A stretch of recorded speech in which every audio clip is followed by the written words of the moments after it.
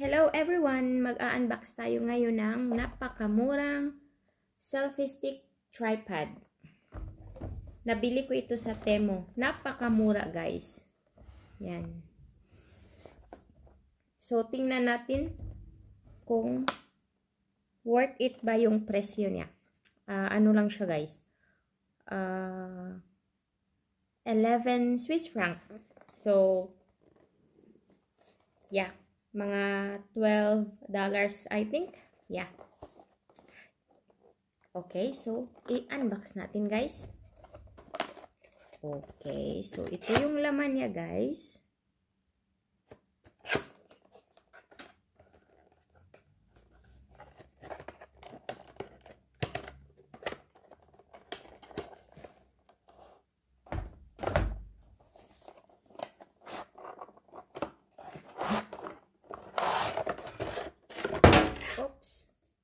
Yung laman.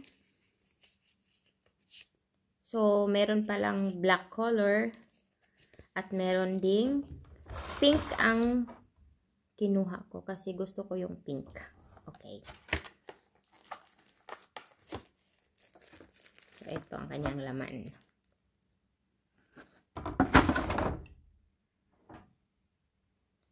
Ito.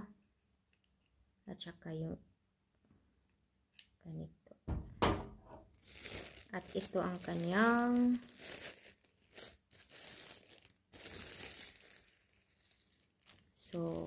napaka-cute niya guys. Tingnan nyo. Maganda yung kulay na pink. Hindi siya masyadong pink. Parang may pagka-light pink. So, ayun. So, kunin lang natin ito. Yan. At ilagay dito.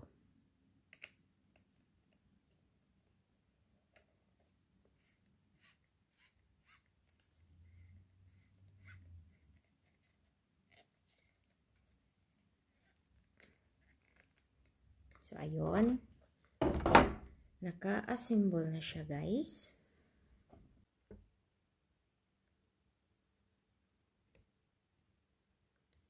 Naku naman, nakapakapula ng aking mga ngabil. So, ayun.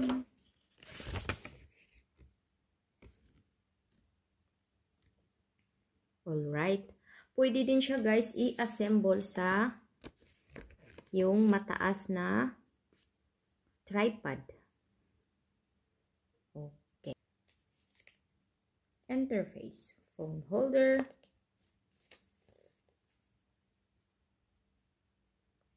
Available pala ang color niya guys sa black, white, and pink. So, ang kinuha ko yung pink.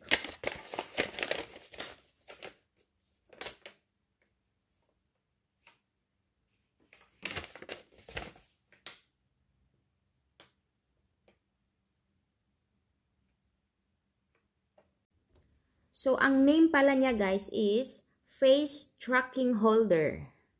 So, face tracking holder. Ito yung phone holder. Ito yung switch. Ito yung lens camera. Ito yung indicator light. So, before natin gamitin sa pinakauna guys, first use, dapat full battery siya, diba? So, i-charge muna natin guys at balikan ko kayo. See you later! So, ito guys, nag-charge na siya. Kapag nag-turn off na yung red light, it means nag-fully charge na siya. So, habang naka-red pa, hayaan muna natin until ma-turn off yung indicator light. Okay? So, while waiting, nag-charge yung ating PO1 gimbal. Ipakita ko sa inyo ang aking branded na smart stabilizer gimbal. So, 2 years na pala ito sa akin guys, pero minsan ko lang ginagamit. Kasi ano siya, mabigat at hindi handy. Okay, so ito pala. Iba talaga kapag branded guys, 'di ba?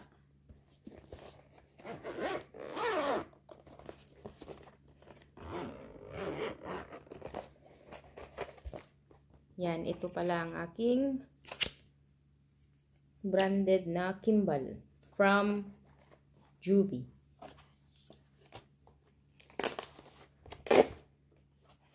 Few times ko lang ito nagamit. Maganda din ito guys, kaya lang ano siya, mabigat. Mabigat. Yan.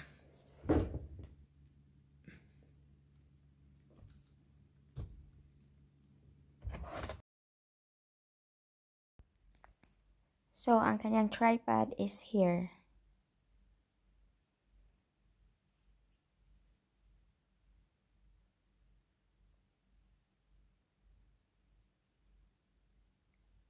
Few times ko lang ito nagamit guys kasi tamad akong mag-video kapag nasa labas.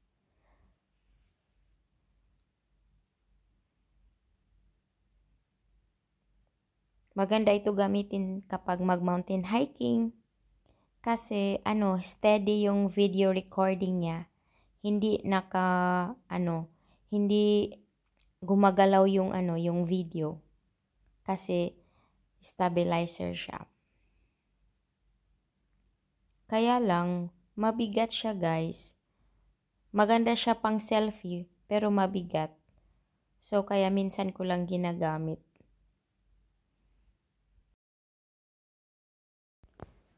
So, iligpit muna natin para hindi maalikabukan.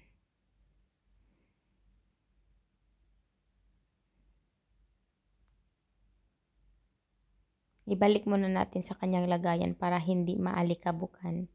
At ilabas lang natin kapag gagamitin.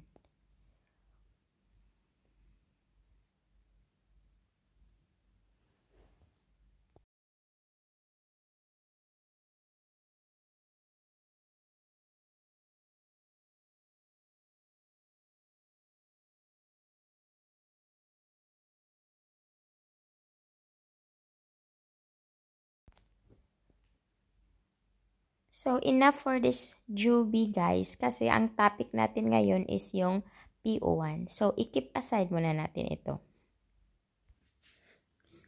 So, ito guys, kakabalik ko lang galing sa labas at na full charge na din ang ating PO1. So, itatry na natin. Ilagay muna natin yung cellphone na gamitin natin pang video dito. So, pwede pala siya pahaba or vertical or horizontal. So, ang gagamitin natin is pahaba kasi maganda ang pahaba sa video pang YouTube. Okay. So, ilagay natin dito. Nakalagay na siya dito. So, power button. Okay, ready na siya guys. Kapag nag-blink-blink na yung green, it means ready na siya mag-face tracking. So,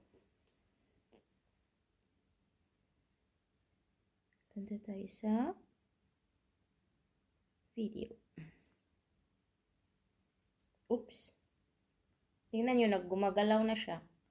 Tingnan nyo guys, gumagalaw na siya. Kasi naka-face track na siya.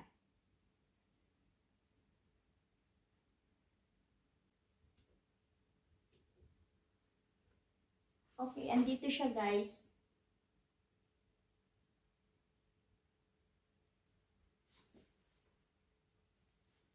Tingnan nyo.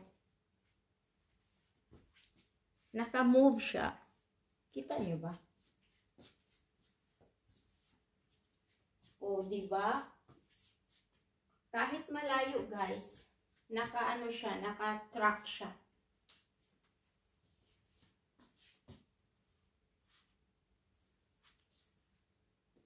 Tingnan nyo. Naka-track siya sa akin. See? So, gumagana siya guys. Napakaganda. At napaka madaling gamitin. Kapag yung ito guys, tingnan nyo guys kung paano siya Ang galing, di ba?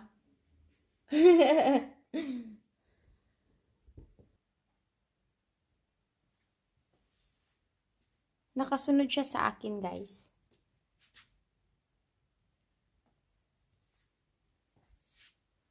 Nakasunod siya sa akin.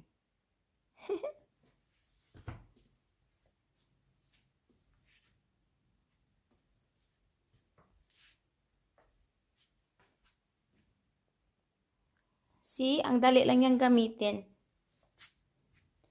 So, kapag nakaupo kayo, ganun lang itong lens.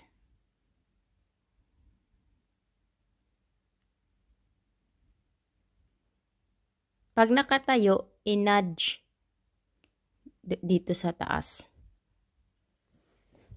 So, yun. So, base sa aking testing, guys, nagfa-function siya ng maayos. So, worth it yung 11 Swiss francs kasi napakamura at maganda siya. Hopefully, magtagal ang product, hindi madali masira. Tingnan natin. Actually, guys, walang connection ang video recording dito sa kanyang lens. Kasi ang nakafocus dito sa lens, yung face tracking lang, yung face ko lang. Yung face lang sa gumagamit.